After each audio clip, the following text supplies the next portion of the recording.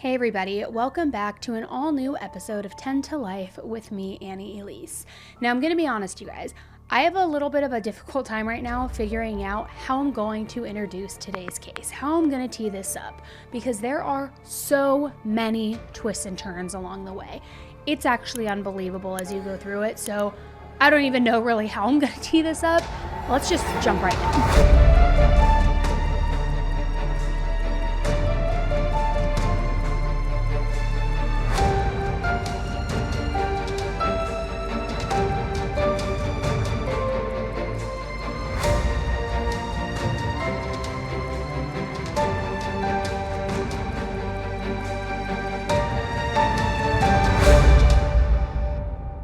In late spring of 2005, 18-year-old Tommy Montgomery had reached complete rock bottom. 6 years earlier, his mom had died from cancer, and understandably, this had devastated him. His mom had been his best friend and the one person who really just showered him with love his entire life. So now, with that person gone, Tommy felt hopeless. He used to be happy, he used to be outgoing, but now he just gradually turned inward. He kept his distance from others, he became emotionally numb, and it seemed like he didn't really care about himself or anyone else anymore. So by the time he was 17 years old, Tommy was at an all-time low. He lived in a small town of Clarence, New York, and there was absolutely nothing for him to do there, and there was no one to really be his friend either.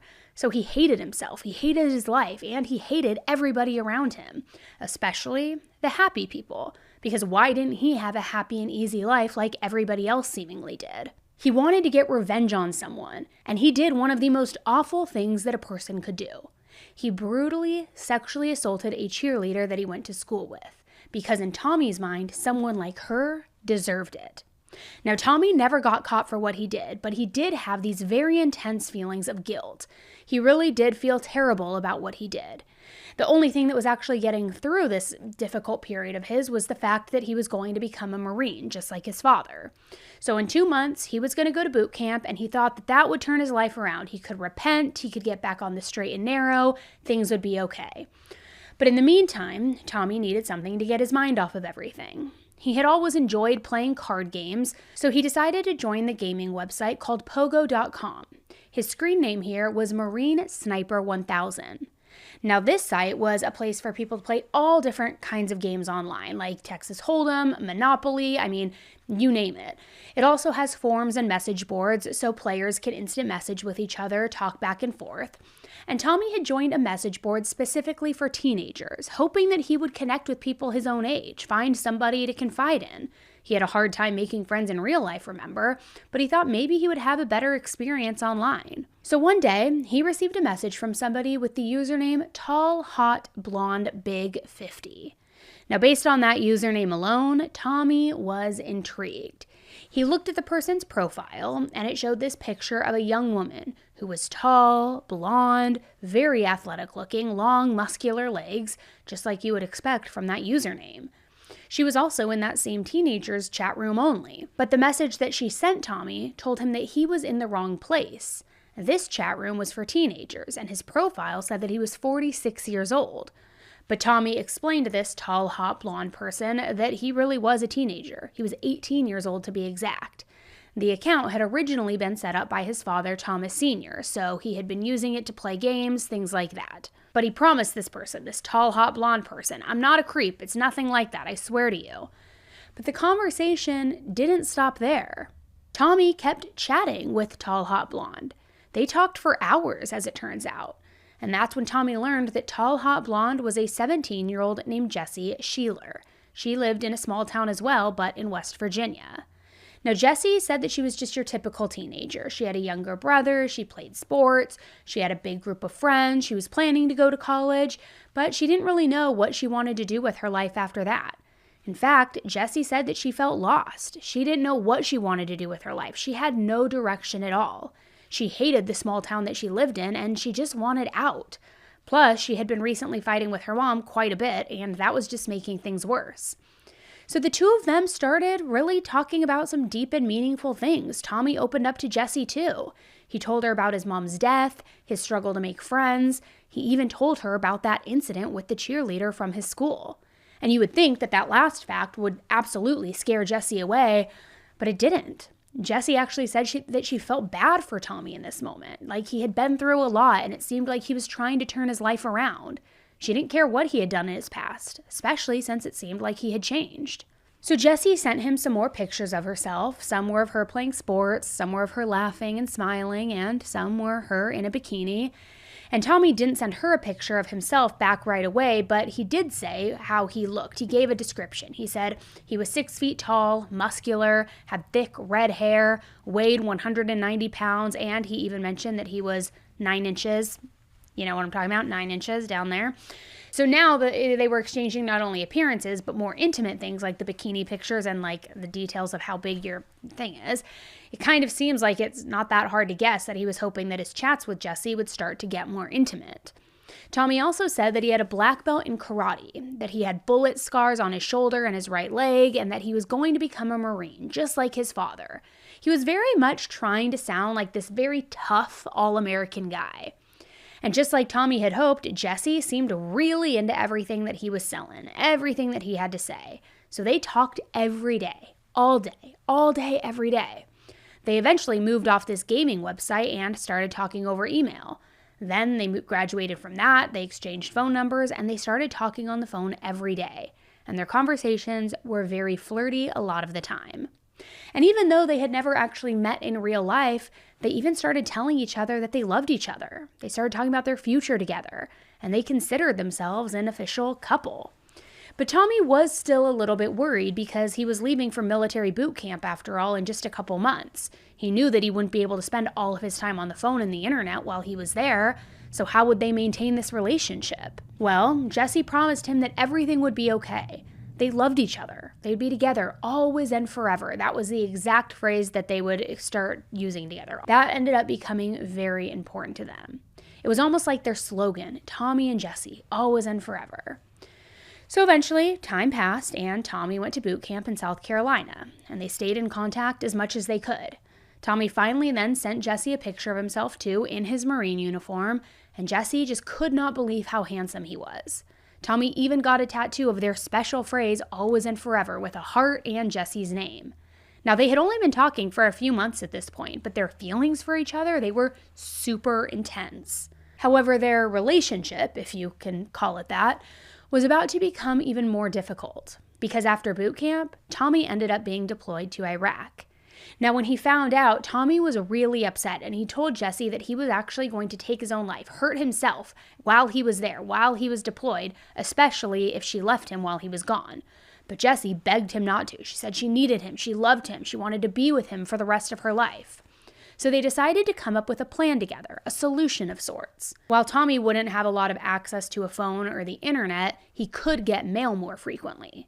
His dad, Thomas Sr., had served as a Marine, and he knew a lot of the people were still active in the military, so he could make sure that any letters or packages or things like that got to the right place for him. Jessie could send letters, she could send packages to Thomas. Then they would find a way to get those packages to Tommy while he was in Iraq. So that's exactly what they ended up doing. And they sent so many letters back and forth. Jessie would write about how she was worried about Tommy's safety. In one letter, she even wrote, "I know you're being careful, honey. You have the best with you, but I also know that anything can happen." She created these elaborate slideshows with pictures of herself, and they were all set to very ultra-romantic music like Aerosmith. You know the song, I don't want to miss a thing, don't want to close my... I'm not going to sing it because I can't sing, but you know what I'm talking about. Then she'd create these slideshows, and then she would email him these slideshows, and sometimes would even burn them onto CDs and would send the CDs of them in the mail, which I'm probably dating myself there, guys. So if you're younger, that's what we used to have to do. We'd have to burn it onto a CD, and then you put that CD in your computer, which I don't even think computers now have a CD holder. Wow, what a time travel moment. Sorry, I digress. So she's sending all of these things to him, and she even sent him a necklace with a half-heart pendant. She had the same necklace with the other half of the heart. So a lot of romantic gestures, but not just romantic, because she also included multiple pairs of her used underwear. Gross. So Tommy would send her letters as well. He would tell her how much he loved her, how he wished that they could talk on the phone again, and he even went into great detail about all of the violence that was happening and everything he was seeing while he was deployed in Iraq. Now, the problem was he was also starting to get very jealous. He did have the opportunity to go online some occasions, sometimes, and he would still go on pogo.com. And when he was there, he could see that Jesse was talking to other men in different chat forums. She also now had a different account, Peaches0617. And Tommy found out that she was talking to a bunch of guys using that account as well.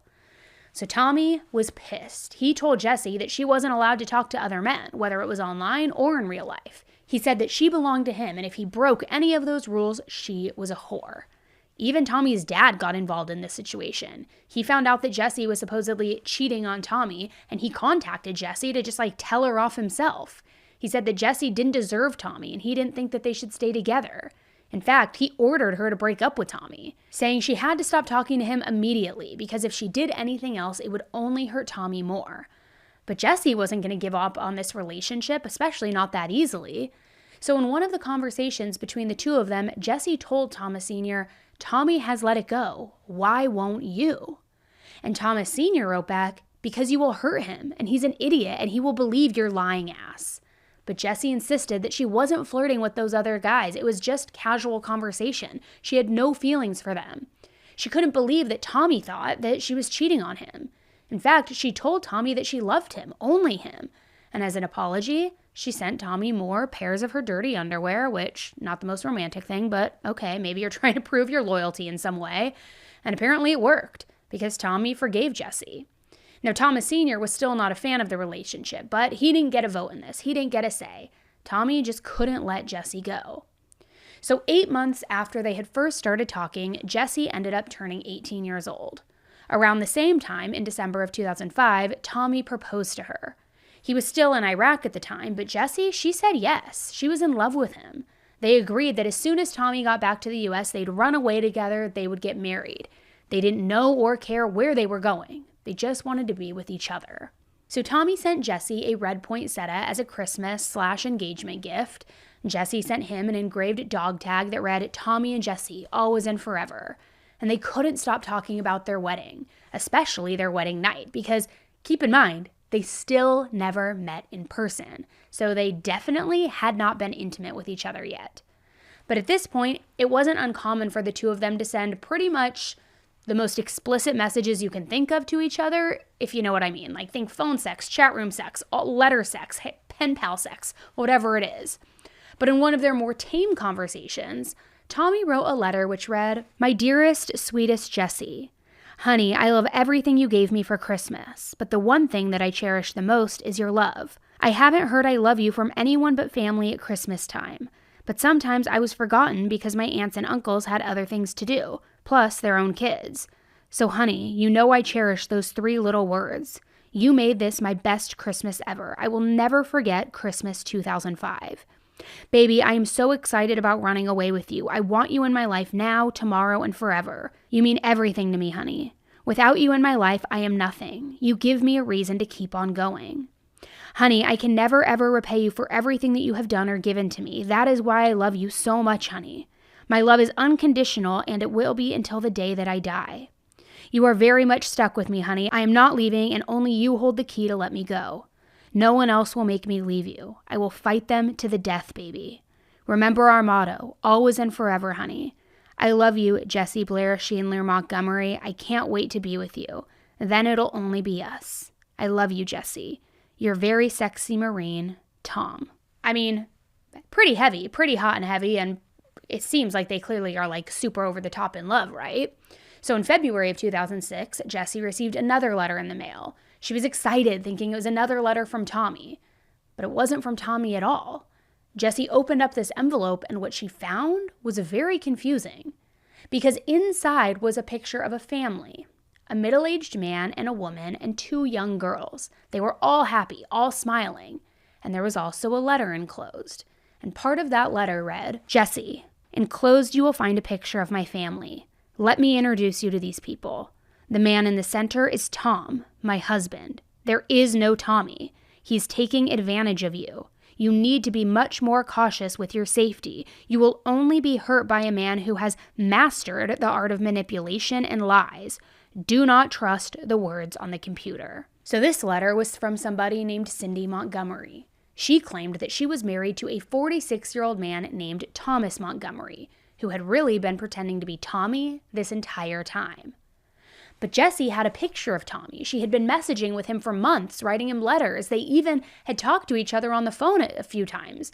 So it seemed pretty unlikely to Jessie that Tommy was some 46-year-old creep. Surely there was a misunderstanding. So Jessie sent multiple online messages to Tommy asking if this was true. Who was Cindy? Who were these people in this picture? Was Tommy actually Tommy?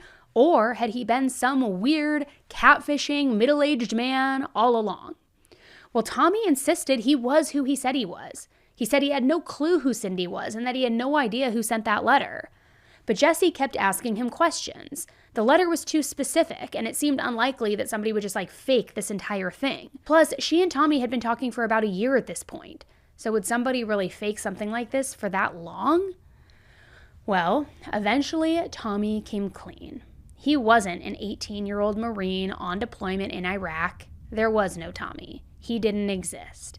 He was, in fact, 46 years old, living in Clarence, New York, and his name was Thomas Montgomery. He lived in Clarence almost his entire life. When he was younger, he really was a Marine, and that picture that he had sent Jessie was actually him, but it was from almost 20 years ago. However, he had been forced to quit the Marines after 6 years due to his drinking. He got married to a woman named Cindy. They had 2 daughters together. They were actually born around the same time as Jessie, and they helped him a lot after he was discharged from the military.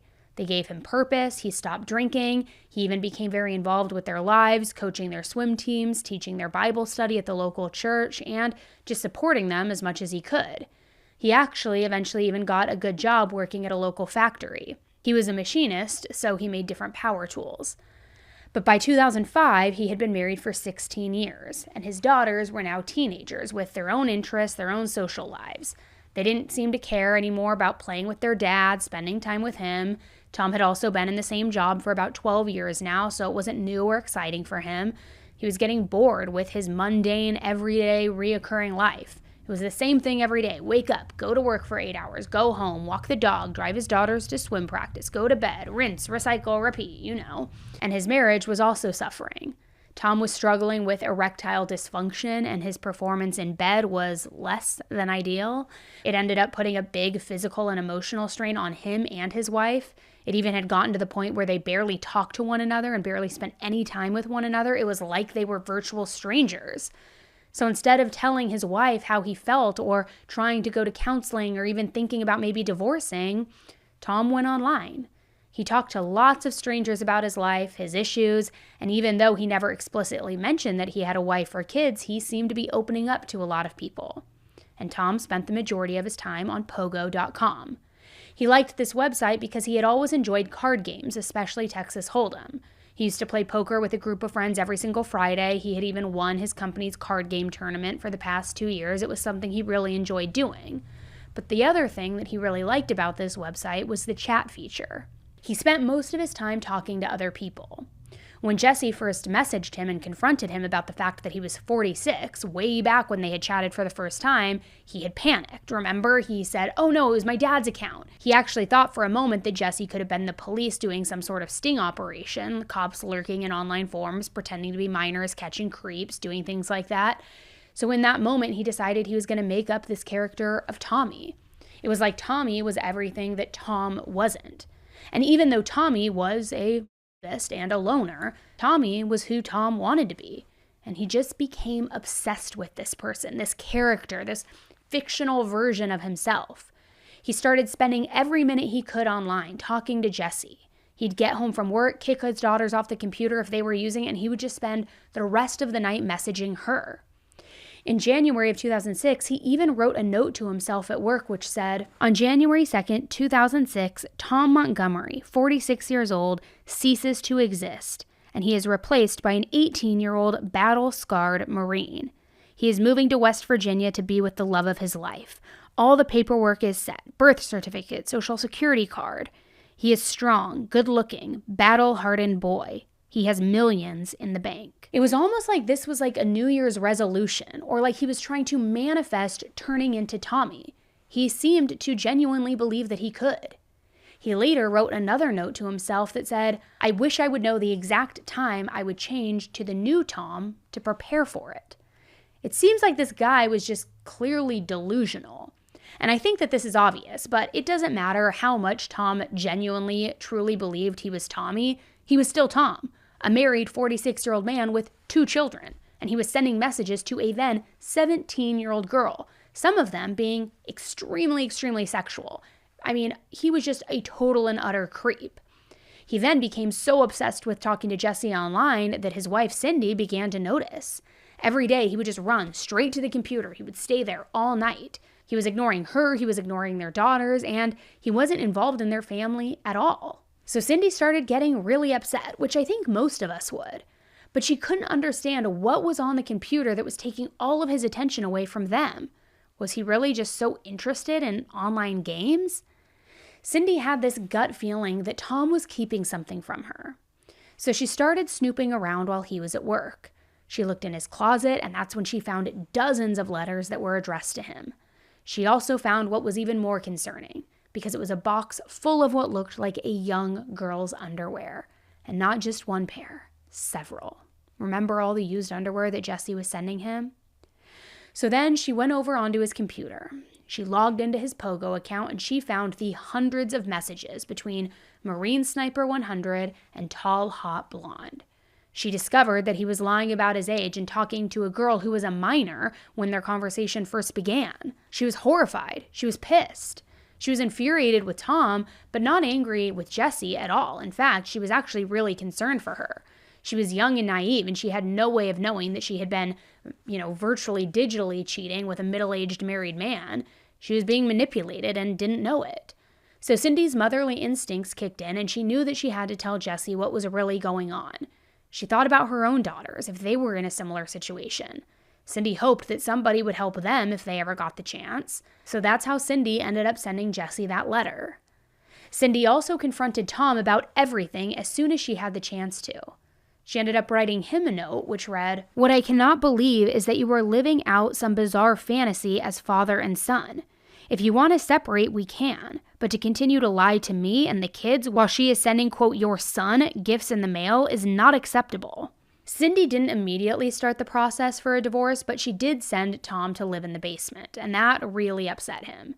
He went to work, he kept complaining to his coworkers about how he had to sleep in the basement, he didn't think that was fair. He also thought that Cindy was just overreacting to the entire situation. But as you might be thinking to yourself, okay, well, what did Tom's coworkers think about this situation? Well, it turns out that they had known about Tom's relationship with Jesse all along. He wasn't even trying to hide it from them. In fact, he constantly bragged to his coworkers about his 18-year-old girlfriend. He said that he loved her, that he was going to leave his wife for her. He told them that he was going to move to West Virginia so that they could be together. And all of his coworkers thought it was weird, but they didn't say anything, which I don't know about you, but I can't imagine not doing anything if I heard my coworker is having this online affair with a woman who's that young. But I guess they just didn't want to get involved and thought maybe that it wasn't their place. However, it turns out that Tom wasn't the only person at this factory who had been talking to Jesse. See, at some point before his real identity came out, Tom told Jesse about one of his friends who was also on Pogo.com. His name was Brian Barrett, but he went by the username Beefcake1572, which, so cringe. But like Tom, Brian also enjoyed playing card games, so he spent quite a bit of time on Pogo. Well, when Jessie first got the letter from Cindy, when she thought that Tom might be this 46-year-old man, but he hadn't confessed to it yet, she did some investigating on her own to try to figure out what was really going on here. She remembered Tommy or Tom telling her about Brian, so she ended up searching for his username. Then she messaged him asking him how old Tom was. And Brian confirmed that Tom was a 46-year-old, ugly, pot-bellied man. Direct quote, guys. So from there, Brian and Jessie began talking to each other. Now, Brian was much closer to Jesse in age. He was 22 years old. He worked at this factory part-time to pay for his college tuition. He had met Tom when they first started working together because Tom had showed him the ropes and kind of acted as a mentor. They weren't really friends, just coworkers, but they had always been friendly with one another. So now it was kind of nice for Jessie to get to talk about everything with Brian because she was really upset about what had happened. She had genuinely fallen in love with Tommy. She thought that she was going to spend the rest of her life with him. I mean, she was only 18 years old, so who really knows how serious her feelings were, but it was still obviously a very upsetting experience for her. And Brian genuinely felt bad for Jessie. He couldn't imagine being in her situation and felt like Tom had manipulated her, taken advantage of her. So the more they talked, the more that Brian started developing feelings for Jessie. And Jessie started having feelings for him too. They talked about their lives. Jessie told Brian about her plans for prom, how she was graduating soon, her job as a lifeguard. She complained to him about her mom. And they eventually got around to talking about how much they loved one another, how they now wanted to spend their lives together. They started talking on the phone, they started sending letters to each other, and it was a lot like Brian had turned into Tommy's replacement. But their conversation often went back to how angry Jessie was at Tom. In fact, Brian and Jessie came up with a plan together to get revenge on Tom. Brian went to work and started posting screenshots of the inappropriate messages that Tom had sent to Jessie when she was still 17. And while Tom's coworkers knew about Jessie, they didn't know that Tom had been pretending to be this 18-year-old Marine. They knew that he had a much younger girlfriend, but not that he had lied and tricked her and catfished her into being with him. So Tom's reputation was basically ruined. The story of what had actually happened gradually spread all over town, and people couldn't believe it. Tom had used to be so involved in his kids' lives because, like I said earlier, he had volunteered at their school, coached their swim team. He was around kids a lot. But now the parents started telling Tom that he wasn't allowed to be around these children anymore. He was even officially banned from attending events at his girls' school because people just didn't trust him now, and honestly, rightfully so. Now, on top of telling Tom's coworkers all about what was going on and about what really had happened, Jessie and Brian also started posting on the chat forums that Tom was a 46-year-old man pretending to be an 18-year-old. They posted that he was a pedo, a catfish, that he was dangerous, all of these things, that he had groomed Jessie, and who knows how many other young girls he would try to do the same things to. So Tom was temporarily suspended from the site. And at this point, he was also getting the cold shoulder from his family, from his friends, his coworkers. And don't get me wrong, he 100% deserved this, and probably worse if I'm totally being honest. But I also have to imagine and acknowledge that it probably left him feeling pretty down, pretty crappy. And because of this, Tom started spiraling. And not because he felt bad about what he did or anything like that. He was just upset that he got caught. So Tom made another account on Pogo, and he tried to message Jessie over and over again. He even tried to guilt trip her, saying that he was going to take his own life if she didn't talk to him. He said that everyone he knew thought that he was now this loser and this predator, and that if she didn't talk to him, she can say goodbye forever because I'm done. Goodbye forever to me and Tommy. But Jessie ignored him. But she did talk to Brian, and Tom could see that they were talking a lot online. They posted on each other's profiles all the time, and Brian was bragging about Jessie at work now, so Tom was just devastated. Until suddenly, Jessie messaged him. She said that she missed Tommy. She wanted to be with him, even though Tommy wasn't actually even real. She said that if Tommy was real, she'd be holding him every night, just like she did in her dreams. Tom told Jessie that Tommy could still exist if she wanted him to. Jessie said that she would like that, but Tom said that he would only keep talking to her if she agreed to stop talking to Brian. So still, Tom was trying to manipulate Jessie. But I've got to also kind of ask myself, and you might be wondering, like, why Jessie would even want to be talking to Tom. He was this gross old man. But I guess Tom assumed it was because Jessie was still a teenage girl. She was very young, very naive. She was being manipulated. They both kind of thought that if this fictitious person came back to life, this fictitious fantasy and love story could be real. I don't know. But anyway, Jessie said that she would stop talking to Brian if it meant that she could talk to Tommy again. So from there, Tom and Jessie picked things up again like they never even stopped. I mean, bizarre. So Tom pretended to be an 18-year-old again, 18-year-old Tommy, when he would message Jessie. And the messages soon became extremely sexual once again. Tommy went on and on about the fact that he couldn't wait to be Jessie's first, lose her virginity to him, all of the things, which is just so unbelievably disgusting when you actually know that this was a 46-year-old man sending these messages to a teenage girl. One of the conversations between the two of them even read, "Wish you were nude. Yeah, what would you do? Stare. That all? Nope. You might get the magic. Make love to me, Tommy." I mean, it makes me want to vomit. Like, it is so cringe. But Tom wasn't the only one having these types of conversations with Jessie. It turns out that Jessie had actually never stopped talking to Brian. and their messages had also turned very, very sexual. Jesse sent him messages like, "Can I kiss something long and hard?" So because of this, they weren't able to keep their relationship a secret from Tom. Jesse and Brian had posted something publicly on each other's Pogo profile, and that's how Tom found out that Jesse was still talking to him. He became extremely angry and started sending Jesse and Brian terrible messages.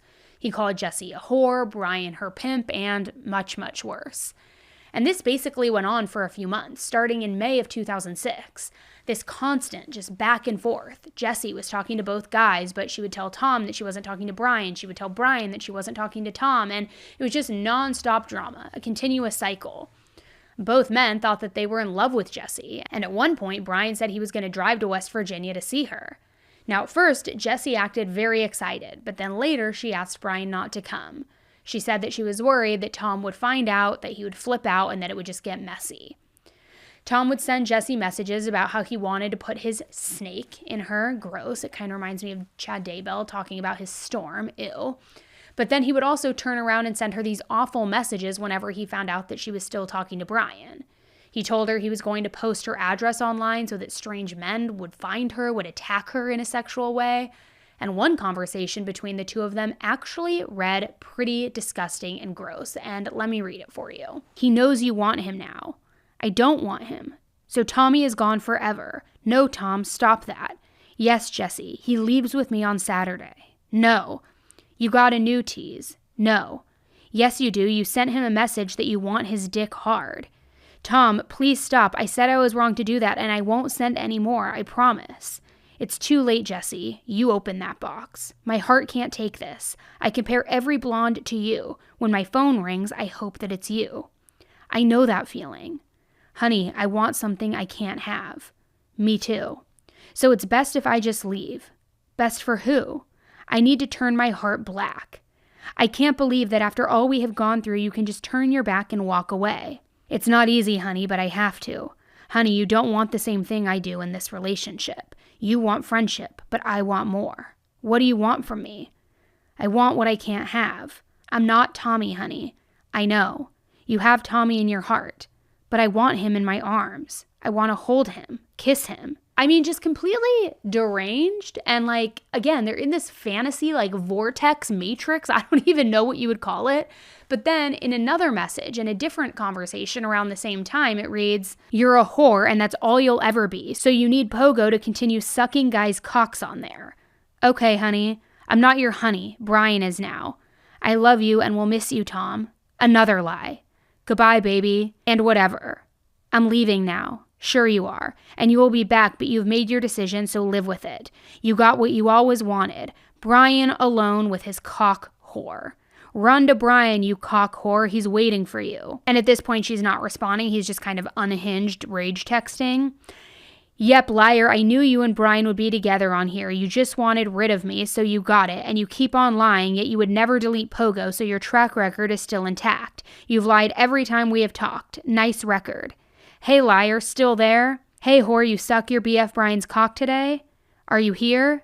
You can answer. Come on, whore, your BF Brian won't mind you talking to me." I mean, the fact that a 46-year-old man is sending these messages to an 18-year-old teenage girl, it is just unhinged and bizarre. The whole conversation, the whole dynamic is. But the fact that he's just like berating her and rage texting her and like calling her these names, it is disgusting and appalling. Now, in the meantime, Tom and Brian were still seeing each other at work, and it was really awkward because they both loved Jesse, and Jesse was actively talking to both of them. Tom would tell Brian that he couldn't believe that his friend would betray him like that, but Tom and Brian were never really even friends. They were just coworkers who played games online with each other every once in a while. But now Tom was getting scary. He was like working out every day. He was running. He was lifting weights. He was telling both Jesse and Brian that he was going to hurt them. He kept telling Jesse that he was going to send men to her house to assault her. He said that he was going to make her and Brian pay for what they did to him. He even told his coworkers that he was going to seriously hurt Brian. He was losing it. He was becoming undone. Now, apparently, he told one coworker something about shooting Brian, and that coworker was so scared afterward that he wore a bulletproof vest to work. Plus, Brian told everybody that Tom had done something really threatening one day. Brian was apparently leaving work, and as he was walking to his car and he saw Tom. Tom was sitting in his car, facing him. Tom stared Brian down with zero expression on his face, so Brian thought for sure that Tom was going to hurt him, but eventually Tom just drove away. Then, in September of 2006, things took a major turn for the worse. Tom was friends with Jesse on MySpace, and he saw that Brian had posted on Jesse's profile. Now at this point, Tom was under the impression that they were not talking.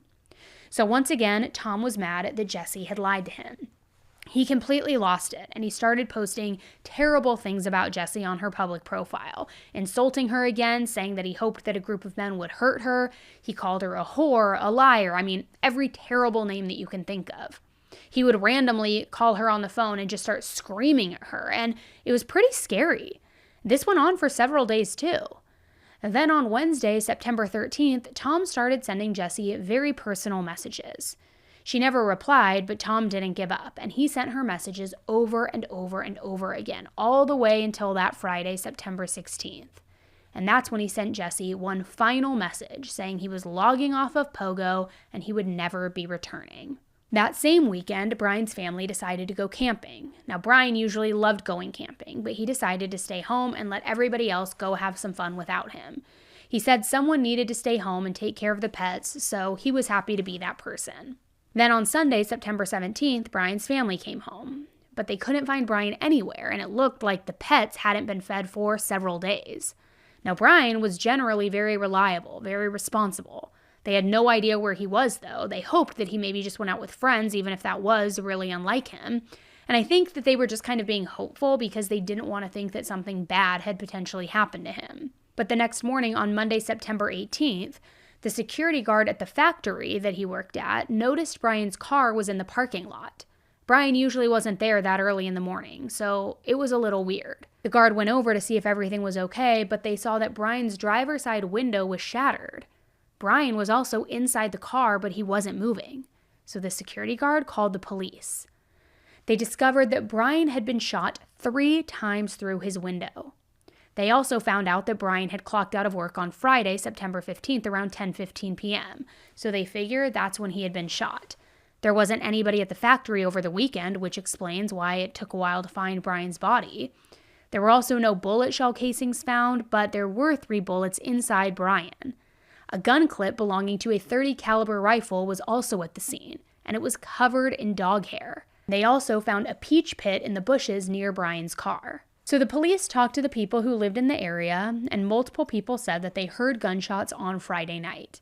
They also saw a man, dressed in camo, hanging out around the neighborhood that same night. Brian's family said they had no idea who would want to kill Brian. He was a good kid, a nice kid. People genuinely liked him. He didn't have any enemies. Or so they thought, because they didn't know anything about Tom or Jesse, not at all at this point.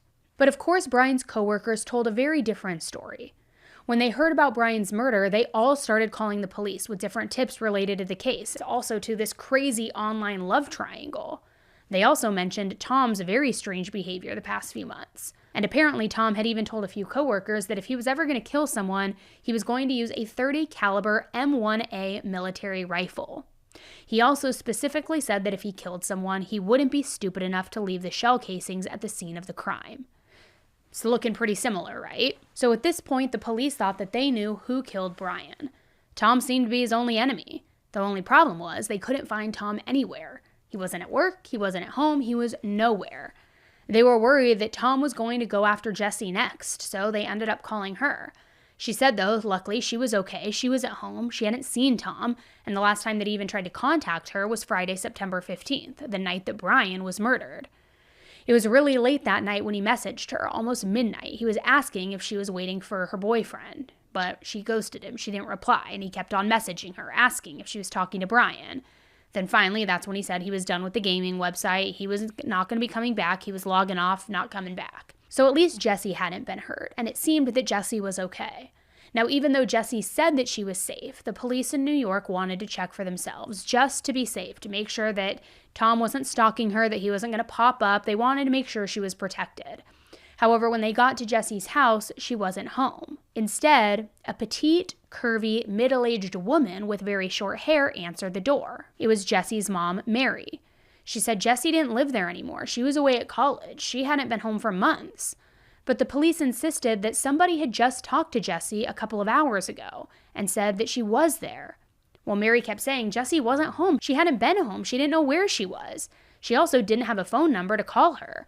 So it was this constant back and forth with the police saying they needed to see Jesse. They needed to make sure that she was okay because she was in danger. And Mary was just saying, I don't know anything about what's going on. Jesse's not here. What do you want from me? The police were very confused. Mary seemed nervous in all of this, but not in a way where she was worried for her daughter. Plus, how did she not know how to contact her daughter Jessie, or where she was, or exactly how to contact her? So this is where things got even more unbelievable, if that's even possible. The police kept questioning Mary, and that's when she finally broke down. Mary was Jessie. She had been Jessie all along. Mary did have a daughter. Her name was Jessie, and the pictures that Mary had sent Tom were of her actual daughter, but the real Jessie had nothing to do with any of this. Just like what had happened to Tom, Mary had become bored with her life. She turned to the internet for entertainment. She loved talking to all these different people that she met, pretending to be a different person. She said that she originally talked to Tommy because he seemed like he needed somebody to talk to. He clearly had issues. And then when she found out that Tommy was actually Tom, she said she kept talking to him because she wanted to prevent him from preying on other teenage girls. So she said that she then talked to Brian to keep up with the ruse that she was Jessie. I mean, it is crazy. And the New York police did not believe any of this. One detective even had such a hard time accepting Mary's story that they obtained a search warrant for Mary's computer. There they found a 1.5 years worth of conversations between Mary and Tom. She really was pretending to be her daughter and had sent pictures of her own daughter to multiple different men. Some of these pictures were very inappropriate, bikini shots, things like that. One file on her desktop even had a ton of pictures where it seemed like Jessie wasn't even aware that her picture was being taken. In one particular video, Mary secretly even walked up behind Jessie and shot up her skirt. It's honestly so disgusting and deranged. She was even stealing and sending her daughter's underwear to all of these strange men. I mean, it is so gross. And not only gross, but super dangerous. These men knew what her daughter looked like, what state she lived in, and some of them even knew the family's home address. If they wanted to, somebody could have found Jessie and seriously hurt her. The police also found multiple messages from Tom where he talked about his desire to hurt Brian, which just confirmed that he was still a top suspect in the murder investigation. They still just had to find him. And it turns out they didn't have to look that hard, because a few days after Brian's body was found, Tom showed up at work. Someone called the police who asked him to come to the station for questioning. He said that he would, but that he had to go get something from his car first, specifically a bag of peaches. He didn't want to leave them in his car because he was worried that they were going to spoil. But obviously the detectives took note of this because if you remember, a peach pit was found near Brian's car when his body was found.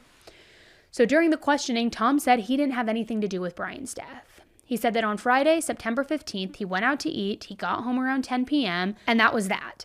But when the police interviewed Cindy, Tom's wife, she said he got home closer to 11 p.m. that night. When the police searched Tom's cell phone and his computer, they also showed that he was near the factory around 10:15 p.m. that Friday night, the exact time that Brian's shift ended. They also discovered hundreds of messages between Tom and Mary and pictures of Jessie in her underwear. When they searched Tom's house, they found that Tom had a dog whose fur was just like that fur that was found on the gun clip. They also found multiple guns in Tom's house, although none of them was the right model to be the murder weapon. But one police officer who was really paying close attention to detail saw an old family photo with a gun cabinet in the background. And in that gun cabinet was the exact M1A rifle, exactly what they were looking for. They also tested that peach pit that had been found near Brian's car, and the DNA on the pit matched Tom's.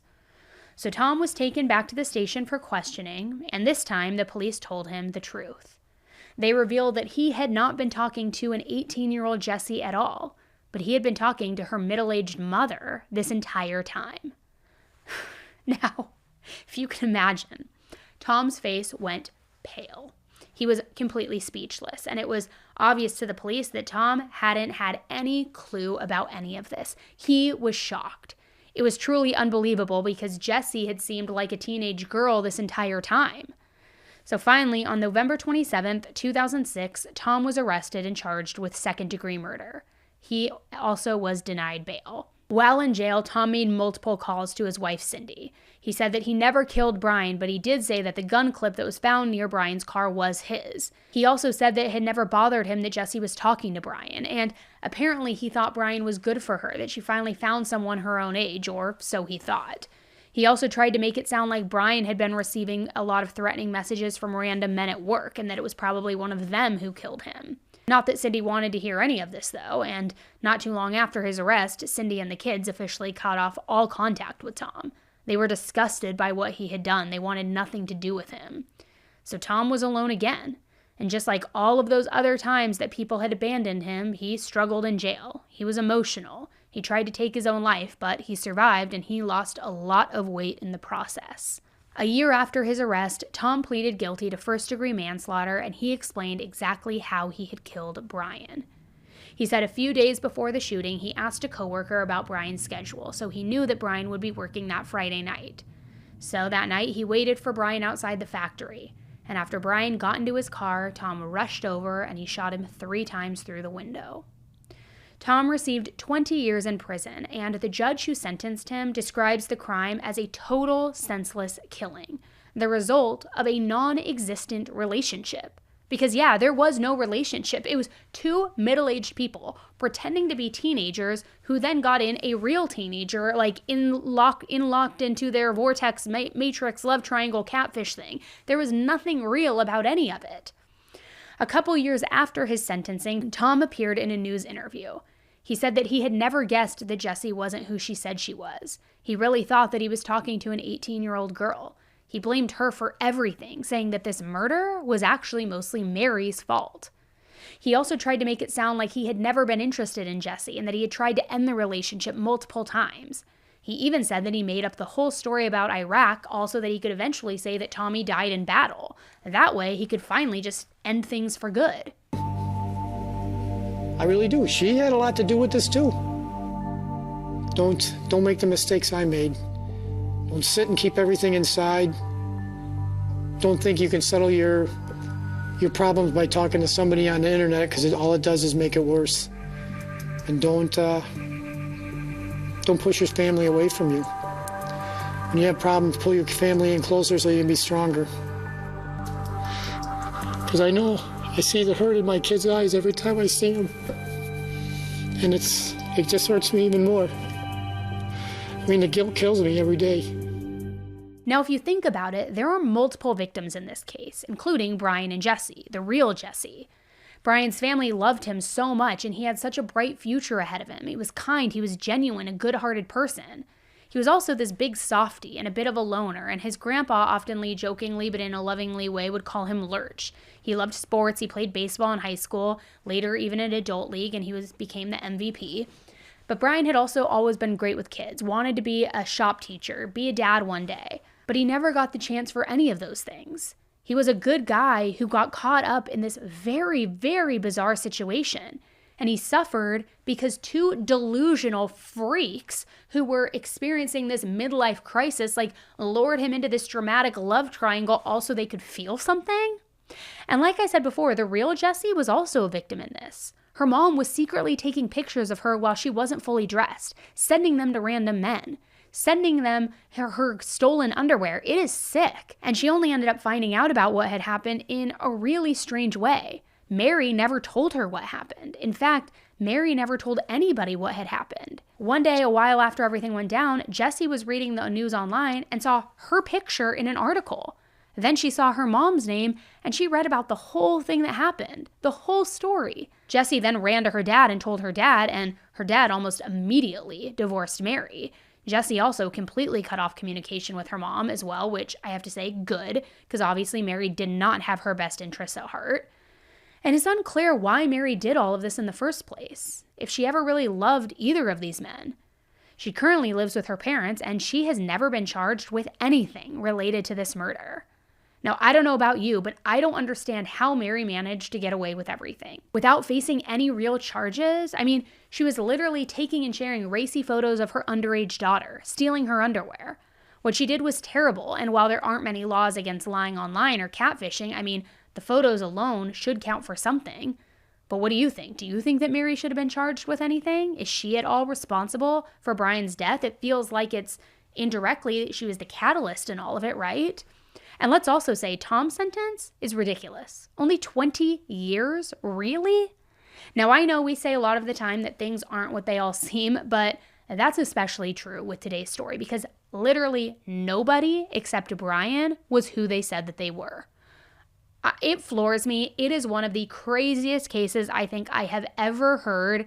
And it's just kind of the reminder, like, make somebody FaceTime you, make somebody not just talk on the phone, not just photos. Like catfishing, it was big back when the internet first started becoming a big thing back in 2005 when this all went down, but it still happens today. Like, it's very scary. And you not only could be the prey of somebody who's catfishing you, but what happens if you're like the Brian in this situation, the real person, and you get like involved in this toxic love triangle thing where these two people are just like thriving off the intensity, the love, the dramatics. Meanwhile, there's a real person who's being affected and somebody gets so jealous and so unhinged that they murder this person. It's unbelievable. It's unbelievable. I'm still speechless. My jaw's like on the floor. So let me know what you guys think in the comment section, and please stay safe online. Don't catfish. Don't get catfish. Like, just be diligent, okay? I didn't know how to start this case. I don't even know how to end it. So I'm just going to end it by saying, please, please, please be safe. I will be back with you with another case, probably a twisty, turny one just like this, very, very soon. So if you don't want to miss those, make sure to subscribe. It's totally free, but that way you won't miss any future cases. All right, guys, until the next one, stay safe. Bye.